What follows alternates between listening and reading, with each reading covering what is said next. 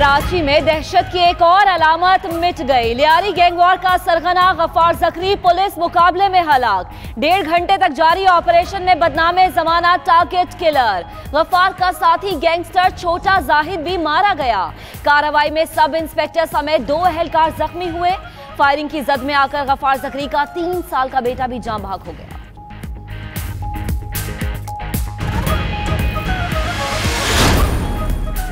गफ्फार ज़करी ने 2002 में Uzair Bloch group के मुखालिफ गैंगवार गिरोह बनाया। पुलिस एहलकारों और शहरियों के कत्ल समेत 100 से ज़ायद वारदातों में मतलूब था। सर की कीमत 25 लाख रुपए मुकर्रर थी। पुलिस चीफ अमीर शेख कहते हैं सरगना खत्म हो गए, कारिंदों का भी जल्द खात्मा कर देंगे। जख्मी एसआई मोहम्मद अली के लिए अपनी जेब से 5 लाख रुपए इनाम का ऐलान।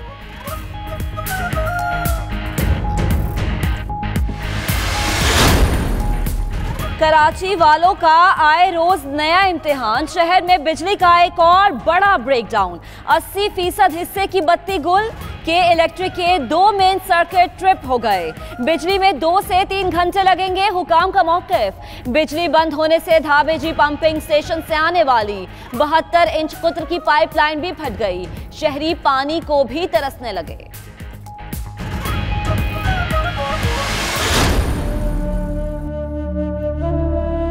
तालीम से महरूम करा जाता है। इमरान खान से भी हम अपील करते हैं कि ये क्या तब्दीली आई है पाकिस्तान के अंदर।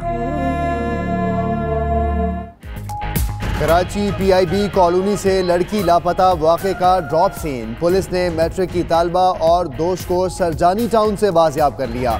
अपनी मर्जी से गई, वकास से शादी करना चाहती हूँ, दुआ का बयान। दोनों को आज अदालत में पेश किया जाएगा।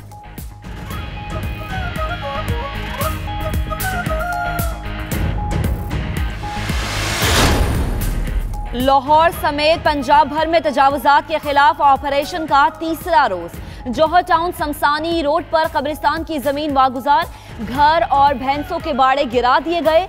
एंटी इंक्रोचमेंट टीमों के साथ पुलिस और रेस्क्यू भी मौजूद। मुल्तान में भी ज़िला इंतजामिया का ग्रैंड ऑपरेशन। कब्जा माफिया से 50 अरब रुपए मालियत की सरकारी अराजी खाली कराई जाएगी।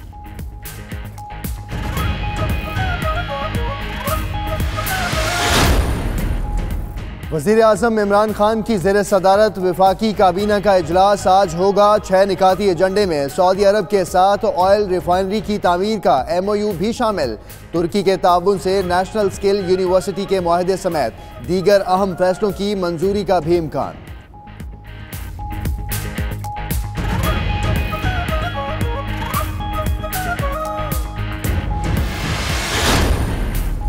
ततहीर फातिमा की अपने नाम से वालिद का नाम हटाने का केस। बाप ही असल गार्डियन होता है, शरीयत को मद्देनजर रखकर फैसला करेंगे चीफ जस्टिस के रिमार्क। वल्दियत से इनकार नहीं, सिर्फ रिकॉर्ड से वालिद का नाम निकलवाना है वालिदा का मौकिफ। अदालत ने मामले पर अटॉर्नी जनरल और नादरा से जवाब तलब कर लिया।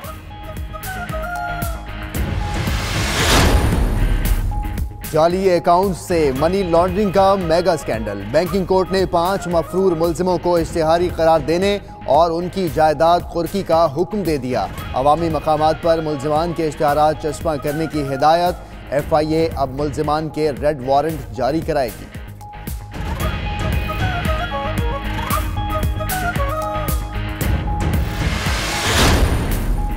सानह 12 मई की सर-ए-नौ तहकीकात में पेशरफ्त। Chief justice Sindh high court ने जस्टिस सलाहुद्दीन को JIT के लिए निगरान जज मुकर्रर कर दिया। तहकीकाती टीम हर 15 रोज बाद निगरान जज को पेशरफ्त से आगाह करेगी।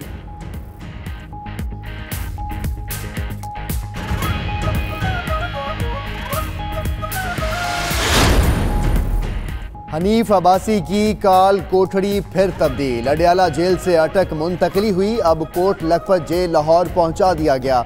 IG जेल खाना जात का कहना है कि मुजरिम को इलाज के लिए लाहौर मुंतकिल किया।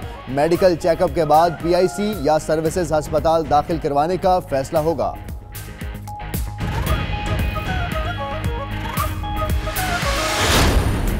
वज़ीर ख़ारिजा शाह महमूद कुरैशी 10 रोज़ा कामयाब दौरा अमरीका मुकम्मल करके पाकिस्तान के लिए रवाना। कहते हैं मनफी नहीं मुस्बत पैगामात सामने आ रहे हैं। पुरुम्मीद होकर वापस जा रहा हूं। अमेरिका को हमारे कवानीन का एहतराम करना होगा। हमारा मुश्तरका मफाद अमन का हुसूल है। दौरे पाकिस्तान में पोम्पियो को वाज़ेह पैगाम मिला कि सियासी और अस्करी क़यादत एक पेज पर है।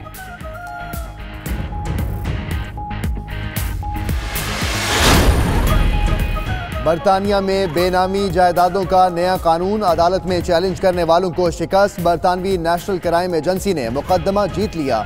डायरेक्टर क्राइम एजेंसी का कहना है कि गैर कानूनी खरीदी गई जायदादों की तफ्तीश और कुर्की कानूनी अमल है। ट्रांसपेरेंसी इंटरनेशनल की लिस्ट में नवाज शरीफ की एवन फील्ड हाउस की जायदादें भी शामिल।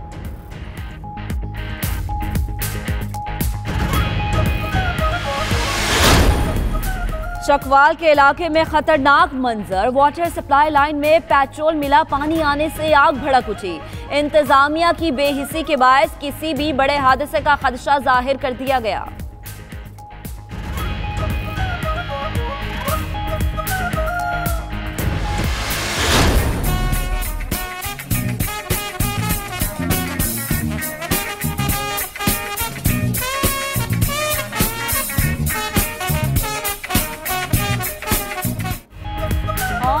पेरिस में सालाना मोटर शो जोरों शोर से जारी। लग्जरी कार बगाटी शेरवान से मुशाबे लीगो से बनी गाड़ी सबकी तवज्जो का मरकज बन गई।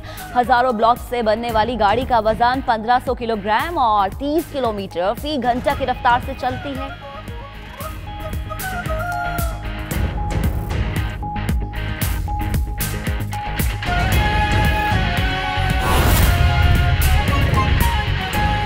बुलेटिन का बाकायदा आगाज करेंगे। हॉर्स ट्रेडिंग से मुतालिक तैमूर तालपुर के बयान पर इलेक्शन कमीशन में समाअत। तैमूर तालपुर ने इलेक्शन कमीशन से गैर मशरूत मुआफी मांग ली। कहते हैं मेरे बयान को सियाको सबाक से हटकर चलाया गया। जी हां, इलेक्शन कमीशन में तैमूर तालपुर का बयान बड़ी स्क्रीन पर चलाया गया।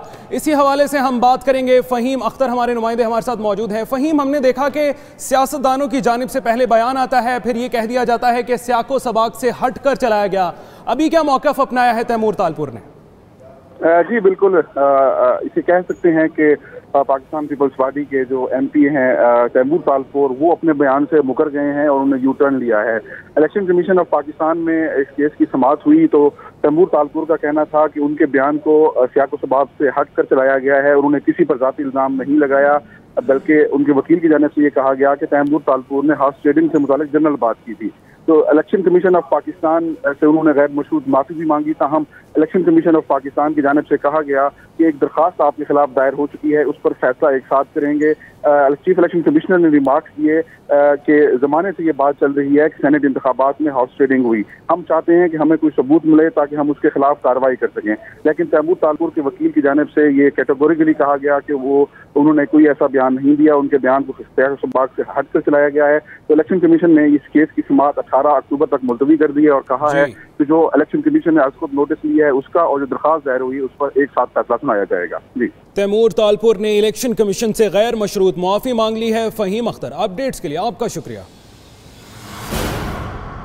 बात करेंगे अदालती कार्रवाई की तो एवन फील्ड सजा मौतली की बात करते हैं। नैब ने नवाज शरीफ, मरियम और सफदर की जमानत मनसूखी की तैयारी कर दी है। नैब हुकाम ने प्रोसिक्यूशन को भरपूर तरीके से केस लड़ने की हिदायत की है। इसी पर मजीद बात करते हैं अपने नुमाइंदे फयाज महमूद से। फयाज, अदालती कार्रवाई से मुताल्लिक मजीद अपडेट कीजिएगा। जी देखें, नैब की जानिब से फैसला किया गया था कि इस्लामाबाद हाई कोर्ट के फैसले को चैलेंज किया जाएगा सुप्रीम कोर्ट ऑफ पाकिस्तान में।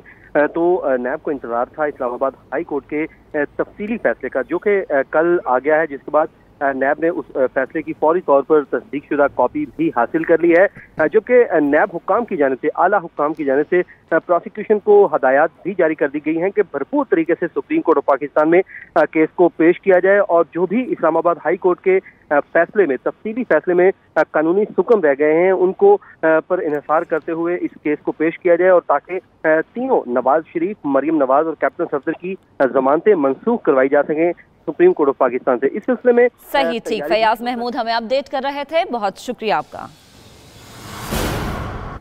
अभी आपको बताएं कि हुकूमत अपना चेयरमैन पीएसी लाने के लिए डट गई है। हुकूमत सरप्राइज देने को तैयार है। जल्द नया नाम सामने आने का इम्कान मौजूद है। हुकूमत ईमानदार काबिल रुकन को चेयरमैन पीएसी मुकर्रर करने की ख्वाह है। इसी पर बात कर लेते हैं। उमर जट मौजूद हैं। उमर, बताएगा कब तक नाम सामने आने का इम्कान है?